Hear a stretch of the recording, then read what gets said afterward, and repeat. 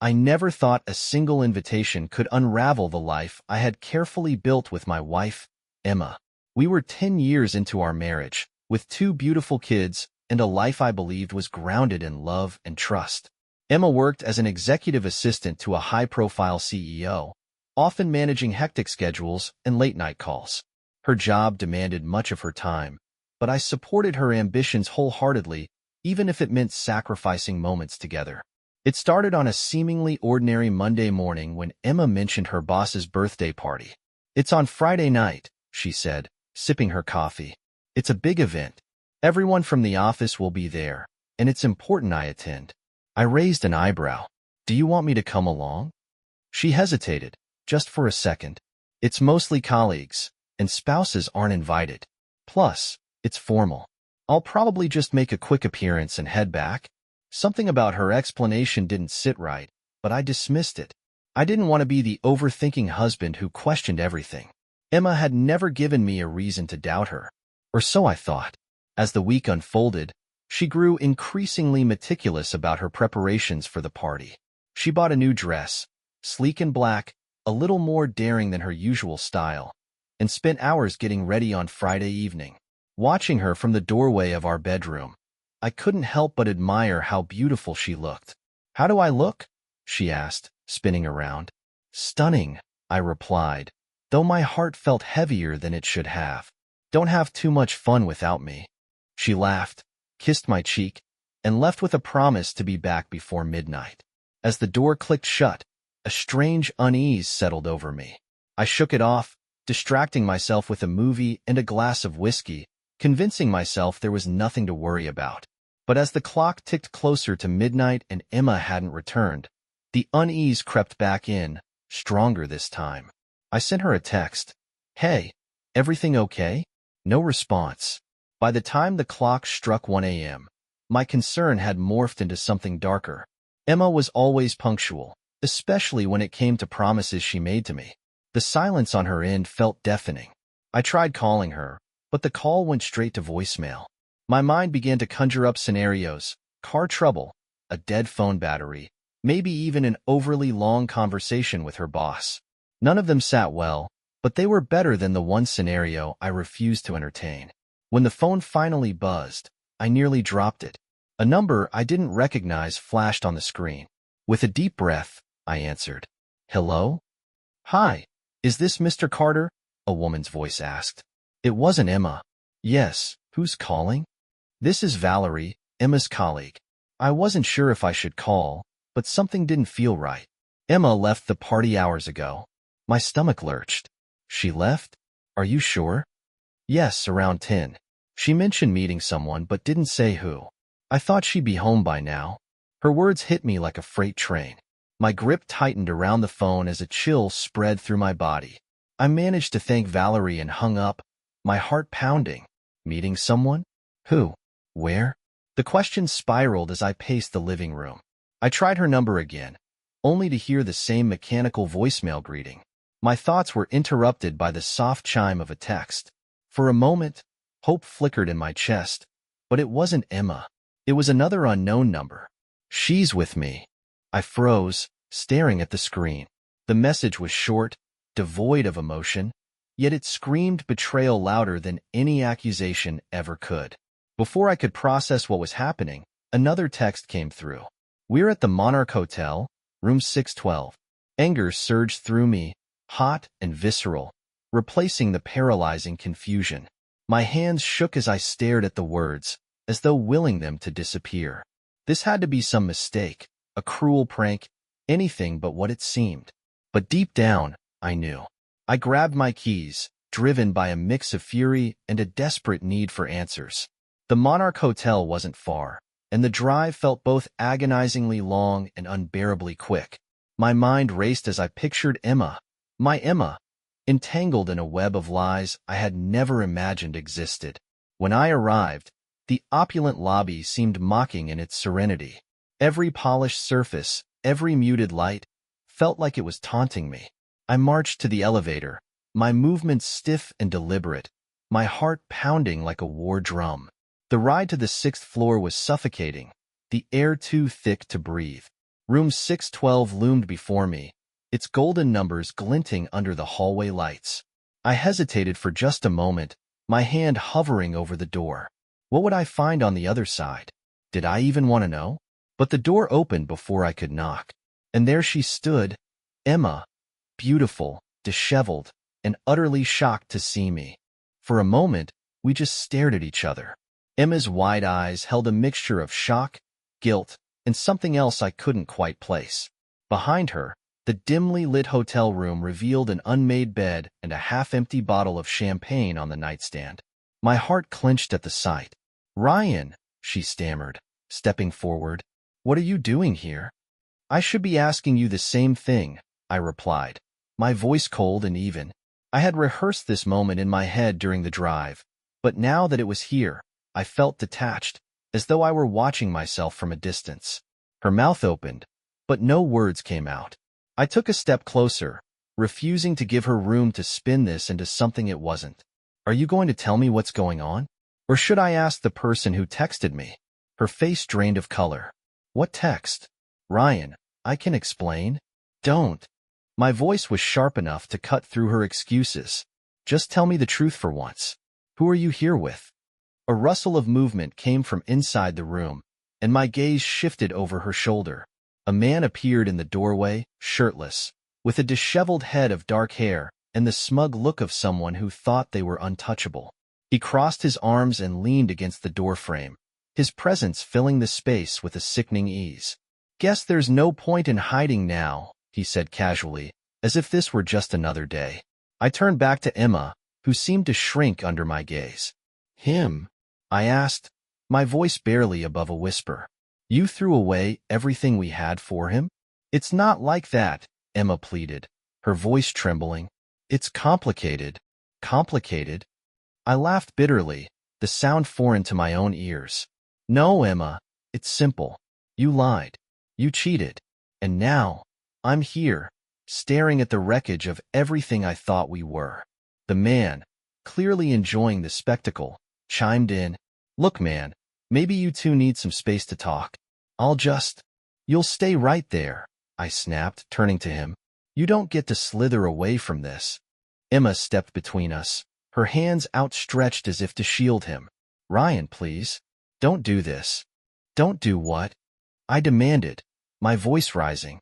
"Don't stand here and look at the woman I thought I knew, who promised to love and honor me, while she sneaks off to hotel rooms with her boss." Her head snapped up at the last word.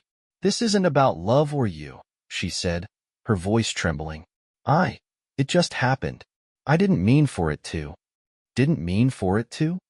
I repeated, incredulous.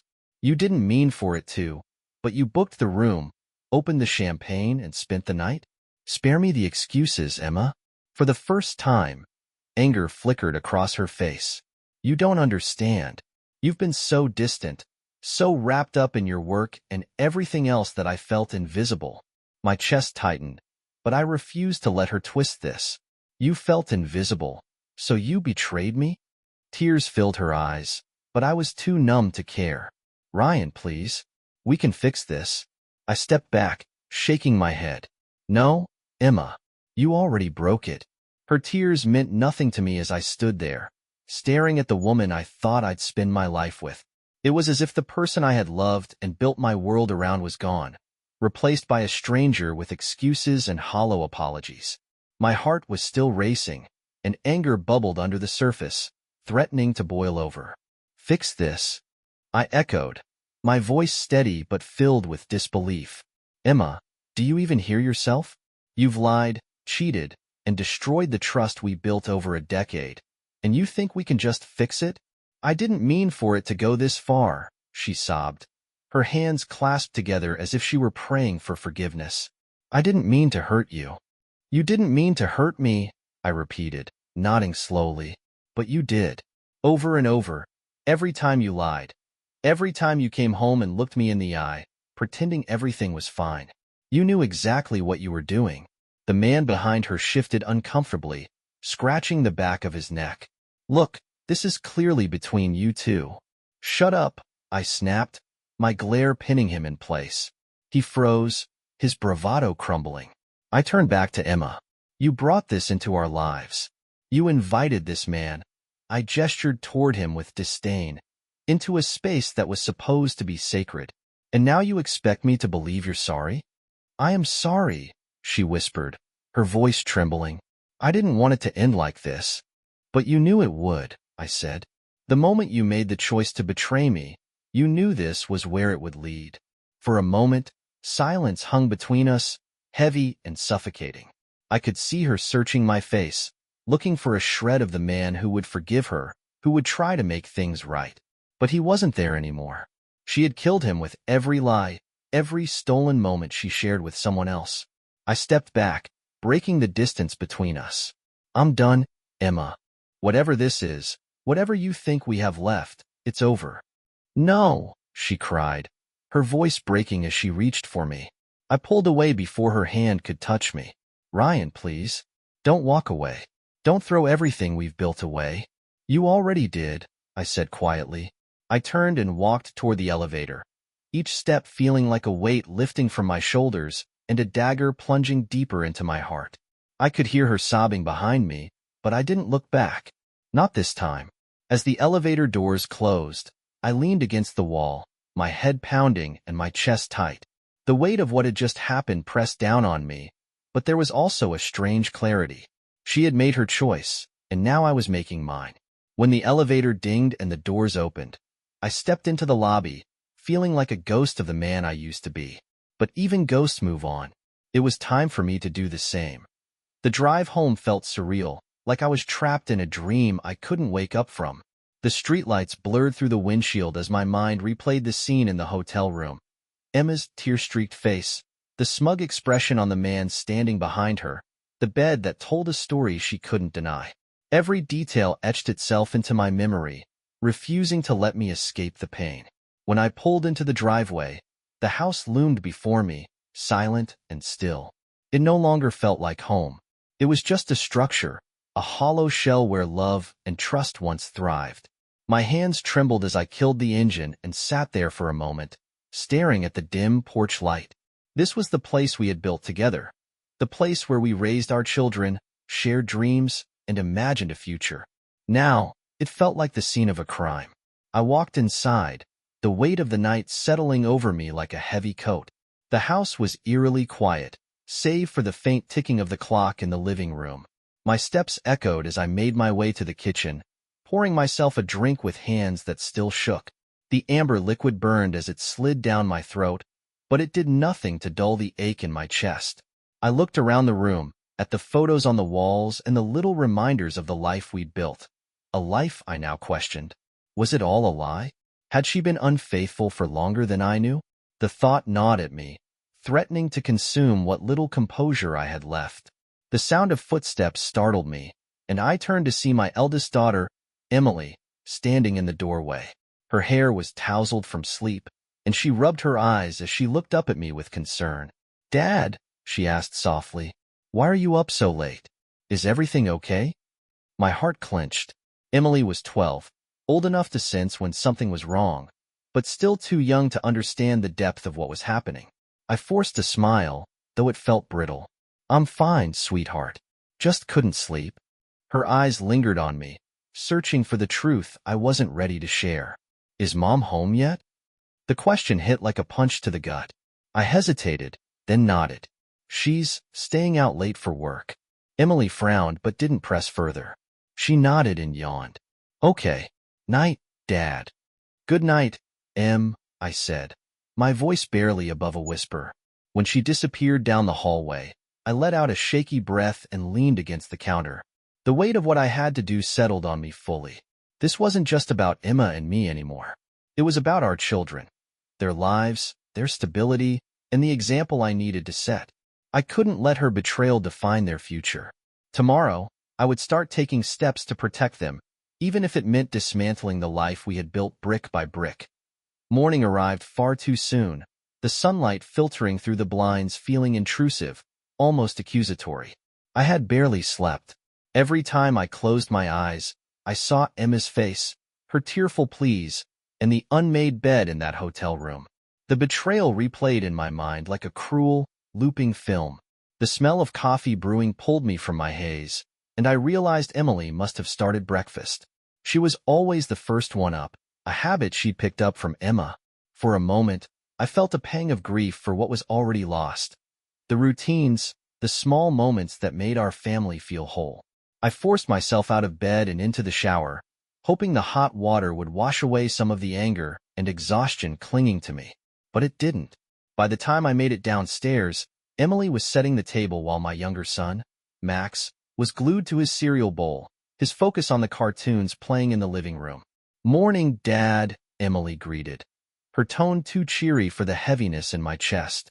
"Morning, sweetheart," I said, trying to muster a smile. It felt foreign on my face, like I'd forgotten how to do it. "Mom's still out?" she asked, her casual tone cutting deeper than she could have known. I hesitated. "She had to stay late for work," I lied, hating the way the words felt on my tongue. Emily frowned but didn't push further. She was too smart for her age, though, and I could see the wheels turning in her mind.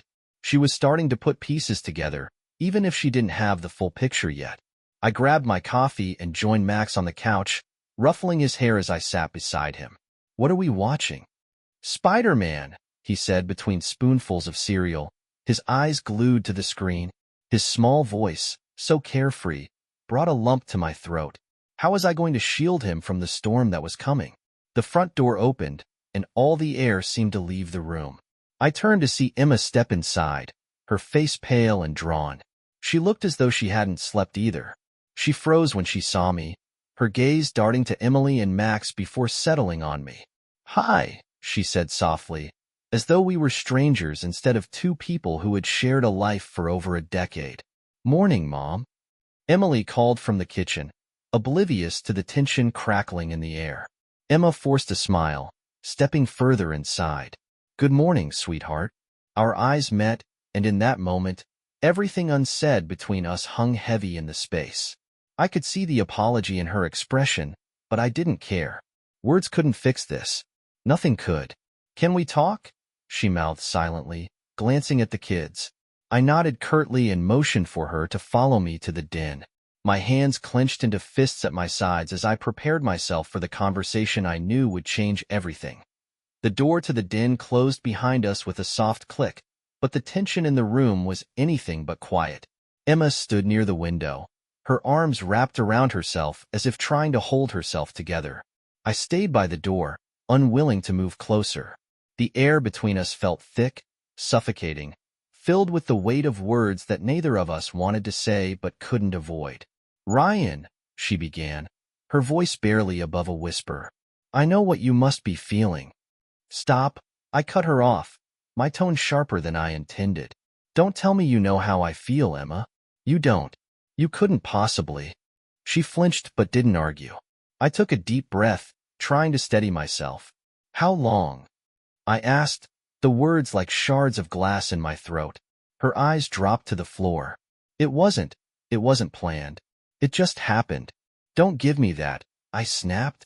"How long has this been going on?" She hesitated, and I could see the war in her mind, whether to lie or to come clean. Finally, she sighed, her shoulders sagging. "A few months." The confirmation hit harder than I expected. Months. While I had been working late to provide for our family, while I had been tucking our kids into bed and believing in the life we'd built, she had been sneaking around, tearing it all apart. "Why?" I asked, my voice breaking despite my best effort to keep it steady. Was it something I did? Something I didn't do? "No," she said quickly, shaking her head. "It wasn't about you, Ryan. It was me. I felt invisible, like I wasn't enough, like my life had become this endless cycle of responsibilities and expectations. And he made me feel seen." I laughed bitterly, the sound hollow and sharp. "Seen? You threw away your family because some guy gave you attention?" "It's not that simple," she cried, her voice cracking. "I didn't mean for it to get this far. I didn't mean to hurt you." "But you did," I said, each word laced with the pain she had caused. "You hurt me. You hurt us. And now, there's no going back." Tears streamed down her face, but I felt no sympathy. She had made her choice, and now she had to live with the consequences. What happens now? She asked, her voice trembling. I don't know, I admitted, my own anger giving way to exhaustion. But I do know one thing. You don't get to decide anymore. I'm done being the fool who trusted you. Her sobs filled the silence, but I didn't move to comfort her. Instead, I turned and walked out of the den, leaving her to face the reality of what she had done. The kids were still in the living room, blissfully unaware of the storm brewing in the next room. For their sake, I forced a smile and sat beside them, vowing to protect them from the wreckage Emma had caused. One way or another, I'd make sure they were okay, even if it meant walking away from everything else. The rest of the day passed in a haze. Emma stayed in the den, and I didn't care to check on her. I kept myself busy with the kids, trying to push the weight of what had happened to the back of my mind. It was impossible, of course. Every moment was a battle not to let my emotions spill over, not to let the kids see the cracks forming in their world. By the time night fell, I had made up my mind. I couldn't stay frozen in this moment, paralyzed by pain and betrayal. If Emma's actions had shattered our marriage, then I had to figure out how to pick up the pieces, alone if necessary. Once the kids were asleep, I retreated to the office, shutting the door quietly behind me. My hands trembled as I opened my laptop and began searching for divorce attorneys. The thought of legal proceedings felt heavy, final, but there was no other option. She had made her choice, and now I had to make mine. I jotted down the names of a few reputable firms and then shifted my focus to our finances. For years, I had handled the bulk of the bills and budgeting, but now I looked at everything with fresh eyes. How much of our savings had been spent without my knowledge? Had she used our money to fund her nights with him? The questions clawed at me, driving me to dig deeper. I sifted through bank statements, credit card bills, and every financial record I could find. Nothing seemed out of place, but the nagging doubt remained. I leaned back in my chair, rubbing my temples. The anger I'd felt earlier had dulled, replaced by a cold determination. If I was going to rebuild my life, I needed to be smart. Emma had betrayed my trust once. I wouldn't give her the chance to do it again. The door creaked open, and I looked up to see Emma standing there. Her face was pale, her eyes red and swollen. She looked like a shadow of the woman I had loved for over a decade. What do you want? I asked, my tone flat. She hesitated, stepping into the room cautiously. I wanted to check on you, and to apologize again. Ryan, Don't, I interrupted, holding up a hand. You've said enough. I don't want apologies. I want to figure out what happens next. Her lips quivered, but she nodded. I'll do whatever it takes to make this right. Good, I said, leaning forward. Then you'll start by moving out? The words hung in the air, heavy and final. Her eyes widened, and for a moment, I thought she might argue. But then she nodded again, her shoulders slumping in defeat. I'll stay at my sister's, she murmured. I'll pack tonight. Do what you need to, I replied, turning back to my laptop. I didn't look at her as she left. For the first time in days, I felt like I had some control over the chaos. The road ahead would be messy, but I was ready to face it. On my terms. The sound of Emma packing echoed faintly through the house as I sat in the office. Each muffled zip of a suitcase and soft thud of a drawer closing felt like another brick being pried from the foundation of what I thought we had.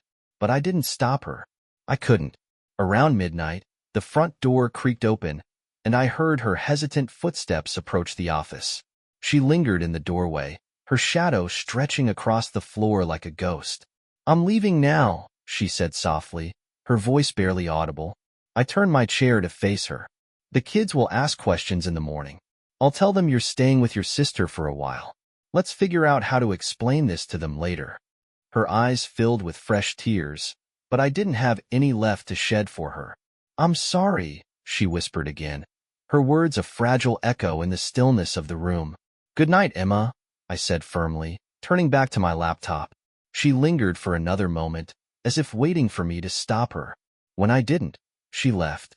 The click of the front door closing behind her was like the final note of a song I never wanted to hear. The next morning, Emily and Max were at the breakfast table, their chatter lighthearted as they ate pancakes. The sight of them laughing together was bittersweet.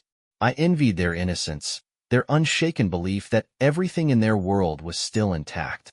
"Dad, where's Mom?" Emily asked suddenly, tilting her head. I set down my coffee cup, taking a deep breath.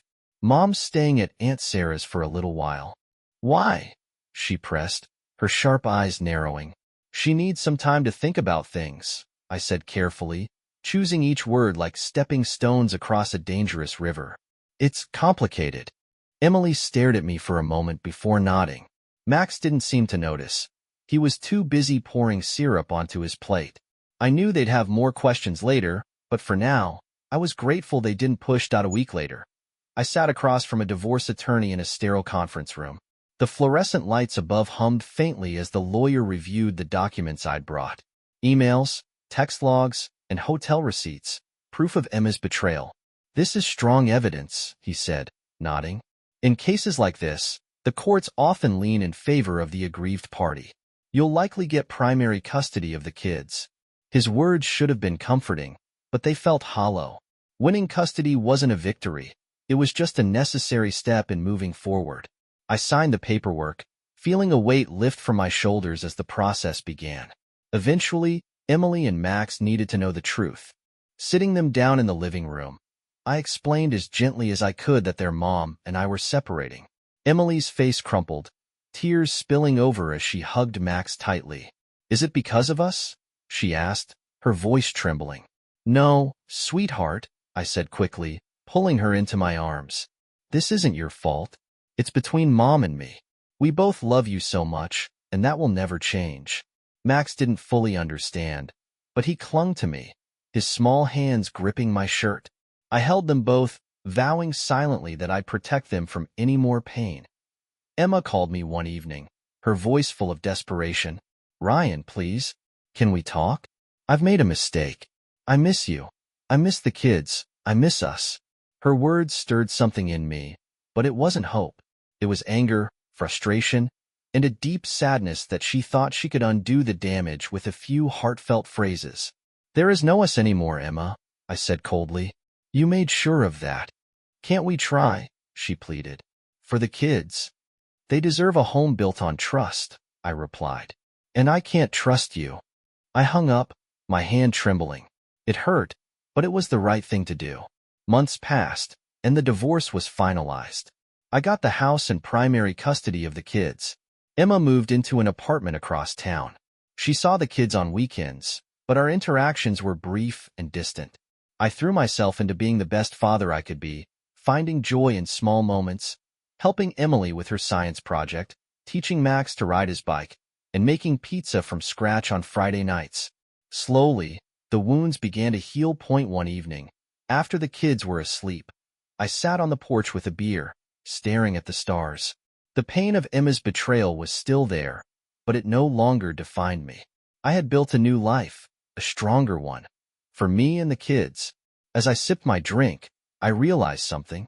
She may have taken my trust and broken my heart, but she didn't take everything. I still had my kids, my dignity, and my future. And for the first time in a long time, I felt free.